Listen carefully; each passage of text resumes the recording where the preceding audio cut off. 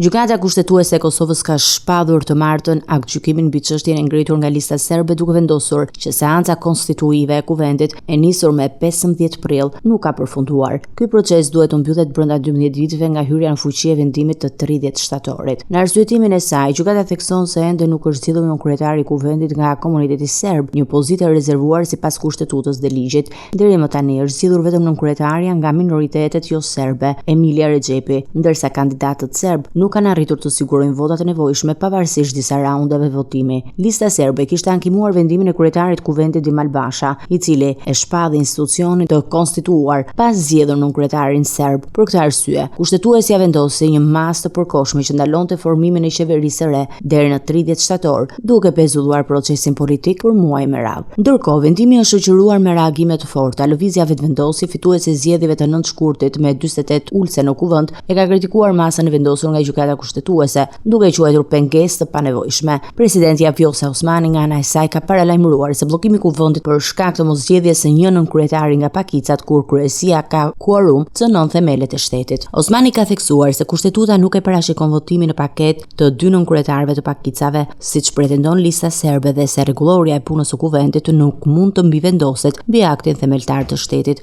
Kosova ndodhet prej muajsh në një krizë institucionale, pasi partitë e mëdha shqiptare nuk kanë arritur marrëveshje për formimin e institucioneve të reja. Përpasoj, gjykata kushtetuese është detyruar të ndërhyjë disa herë me vendime që kanë ndaluar plotësisht procesin politik. Në zgjedhjet e fundit parlamentare, përveç vetvendosjes që doli forcë e parë, Partia Demokratike e Kosovës siguroi 24 ulse, Lidhja Demokratike 20, Lista Serbe 9 dhe koalicioni AAK-Nisma 8, ndërsa 11 mandate i takuan partive të tjera të pakicave. Faktori ndërkombëtar ka bërë thirrje të përsëritura që institucionet e Kosovës të formohen sa më parë, duke e cilësuar zvarritjen e procesit si pengesë serioze për stabilitetin politik dhe për përparimin drejt integrimit evropian.